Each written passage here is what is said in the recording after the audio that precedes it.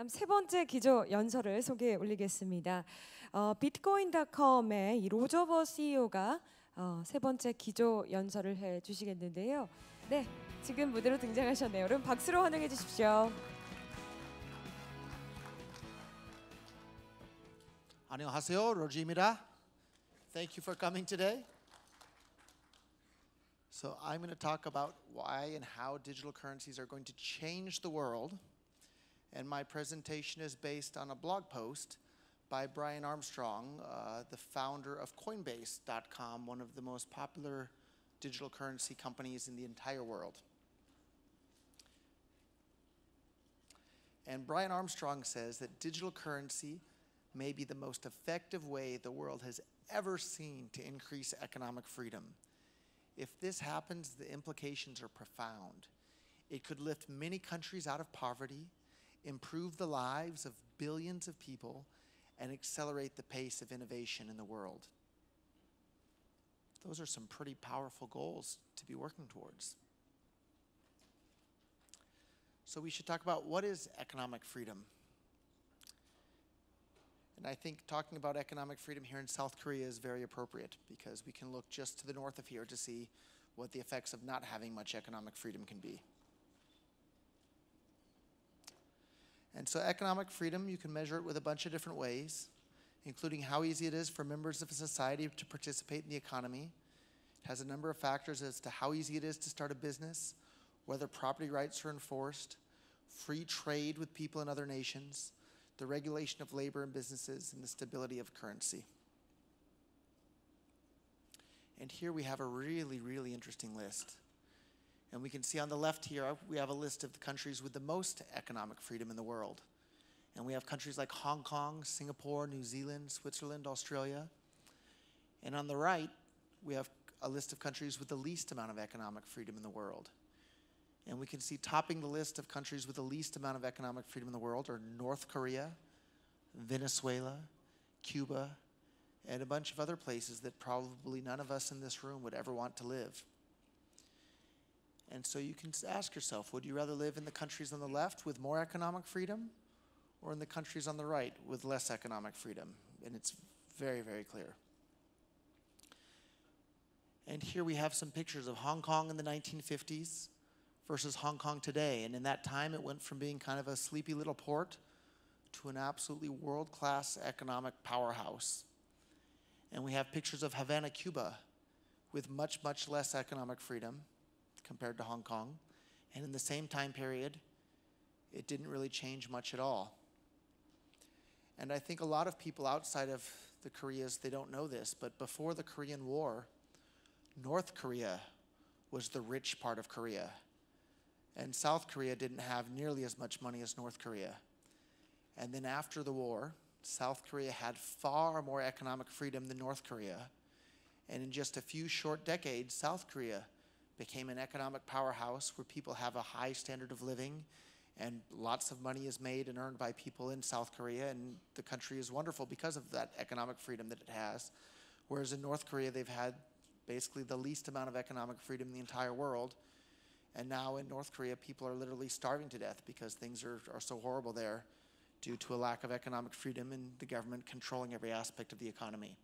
So these ideas should be especially important to people here in Korea. And let's talk about it. Why is economic freedom so important? Well, because it leads to a higher per capita income. It leads to higher life expectancy, higher literacy rates, better income for the poorest 10% in society, improved environmental protection, fewer wars and violent conflicts, higher self-reported happiness of the citizens, and less corruption and bribery. And here we have a chart where we can see very, very clearly that in countries with more economic freedom, you're likely to live almost a decade longer than in countries with less economic freedom. Almost 10 years longer. That's a long, long time. So just by living in a country with more economic freedom, you're likely to live significantly longer than in a country with less economic freedom. And here we can see infant mortality. In countries with less economic freedom, more babies die at childbirth than in countries with more economic freedom. So if you don't want babies to die at childbirth, you should be supporting more economic freedom. And you can see the correlation there is incredibly clear. And we can see the economic freedom in its relation to extreme poverty. And in countries with the most economic freedom, you have the fewest amount of people living in extreme poverty. And in countries with less economic freedom, you have far more people living in extreme poverty. And in the previous slide, we saw, at the top of the list of countries with less economic freedom are North Korea and Venezuela. Almost everybody living in those countries are living in extreme poverty. And it's not just by chance, it's because they don't have any economic freedom, so they're not able to engage and trade with people around the world to improve their standard of living. And here we can see the correlation between economic freedom and bribery and corruption in a country. And we can see in countries with the most economic freedom, we have the least amount of corruption. And in countries with less economic freedom, we have the most corruption. And if we stop and think for a moment, we can figure out very clearly why that would be the case. And that's because in countries with more economic freedom, you don't have to ask for permission to do much of anything. You just start your business, or you just start trading with people, or you do your thing, and as long as you're not hurting anybody else, you're free to do it. And there's nobody that you would need to bribe to ask for the permission. Whereas in countries with less economic freedom, you have to ask for permission to do every little thing, and oftentimes the easiest way to get that permission is to simply bribe the politicians or bribe the bureaucrats in order to get them to grant you their permission to do something. So if you stop and think for a moment, it's very clear why there would be more corruption and more bribery and more graft in less economically free countries than in more economically free countries. And it's worth pointing out that correlation doesn't prove causation, but we've seen example after example in both theory and in practice of greater economic freedom leading to better results for rich and poor alike. Some very, very, very strong inferences can be made. And so that brings us to Bitcoin and digital currencies in general, and their impact on the amount of economic freedom available to people in the world.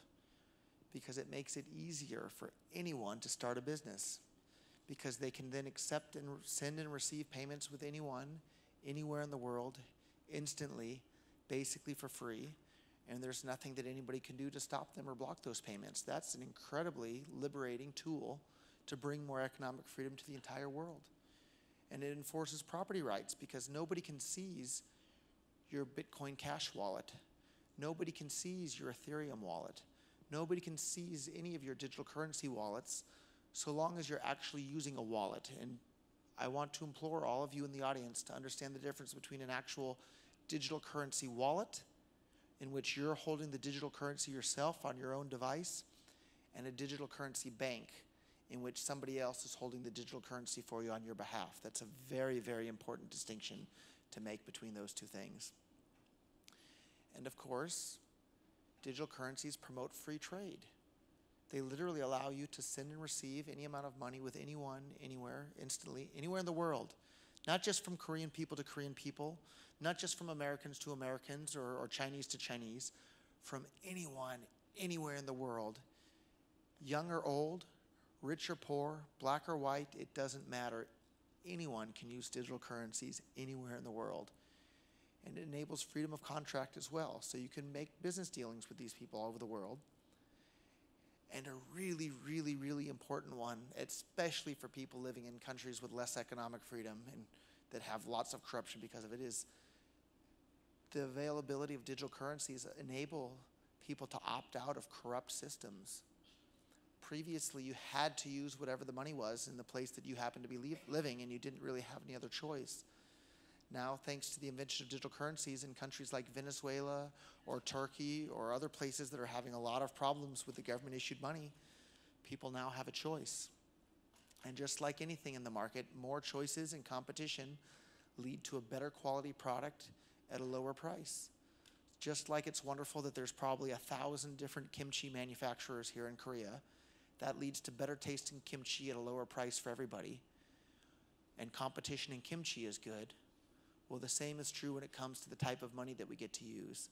Competition in the forms of money available to us will lead to a better quality money that people are able to use around the world, and so we should all be thankful for that as well.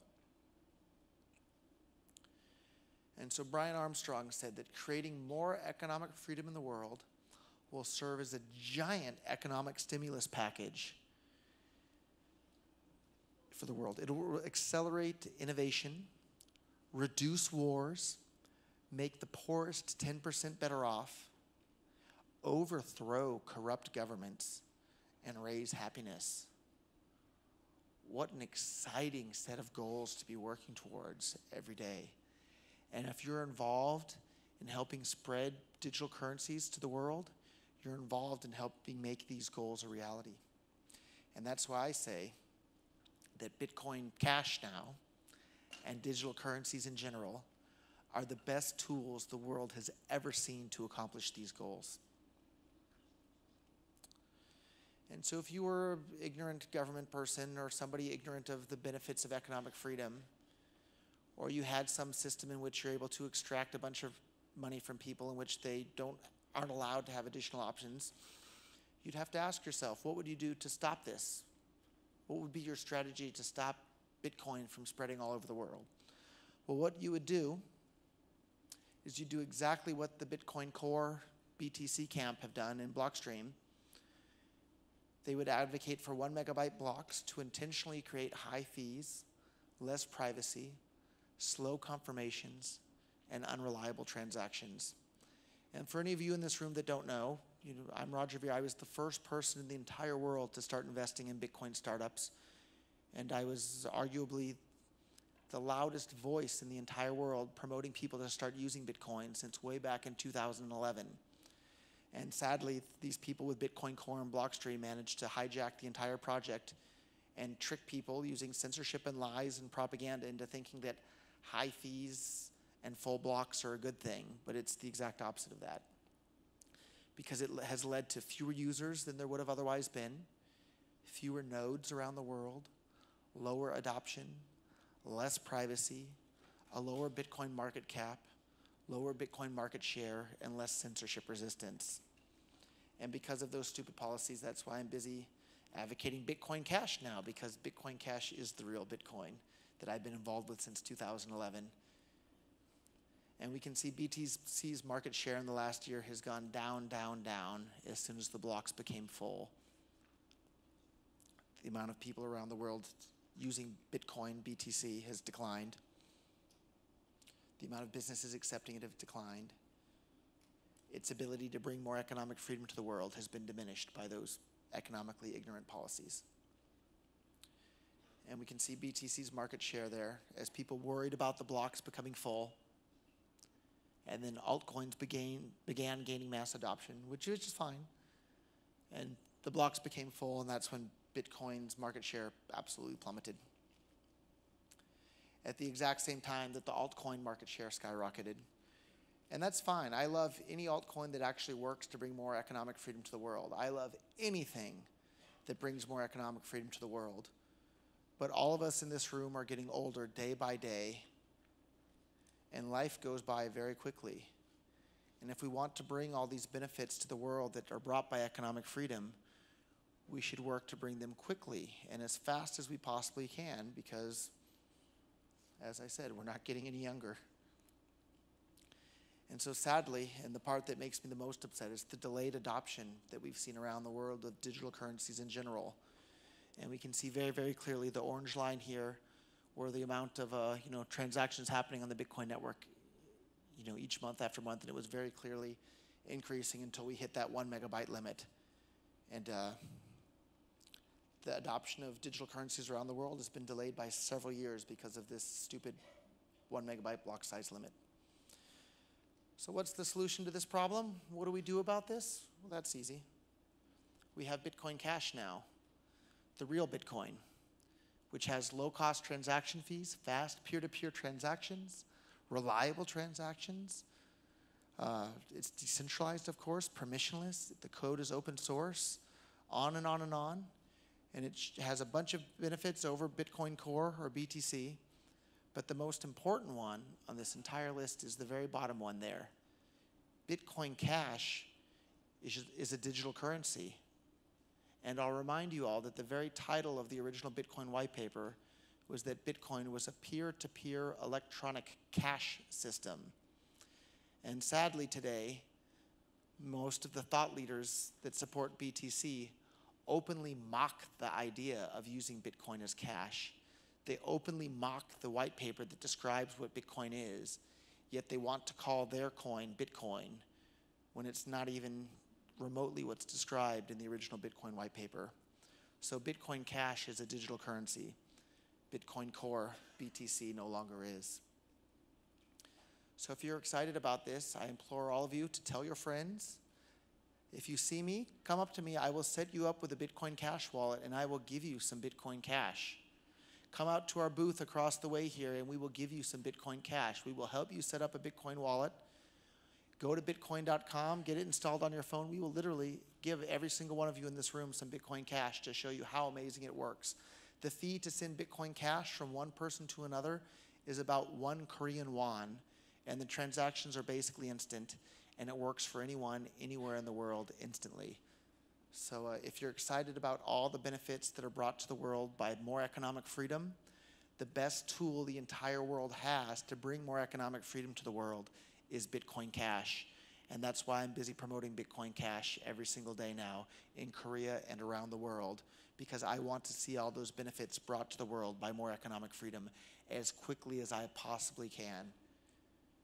And that's why I get up every morning and every day and do this, because I'm excited about these benefits that are brought to every single human being on the planet by Bitcoin Cash. So that's me. I was, again, the first person in the entire world to start investing in this ecosystem, and I've been promoting it tirelessly for almost 8 years full-time now. And I think Bitcoin Cash is the best tool we have to bring the benefits of more economic freedom to the entire world, in every country, for everyone of every color. So thank you all very, very much for your time.